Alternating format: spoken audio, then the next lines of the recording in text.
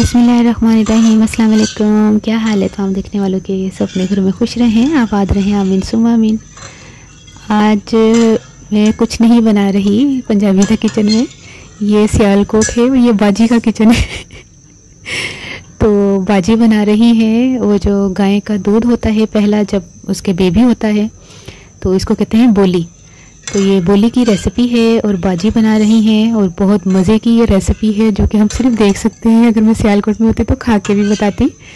तो बाजी ने वीडियो बनाकर मुझे भेजी है कि बहुत ज़बरदस्त एक रेसिपी बनी है, तुम अपने चैनल पर इसको अपलोड कर दो। तो मैंने कहा ठीक है। और ये बाजी जो है इस दूध को, जो गाय का पहला दूध है जब बच्चा पैदा होता है तो इसको बोली कहते हैं, इसको पका रही हैं।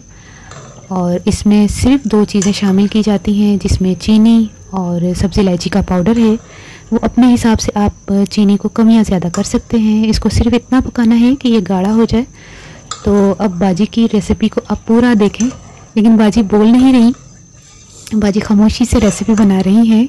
और इसको आपने रेसिपी को गौर से देखना है और ट्राई करके ज़रूर बताइएगा कि ये आपको रेसिपी कैसी लगी। और बहुत से लोगों को बहुत पसंद भी होगी, लाजमी बात है। जिन्होंने खाई होगी उनको पता होगा कि ये कितने मज़े की होती है, पर मुझे आज तक ये जो है ना खाने को नहीं मिली।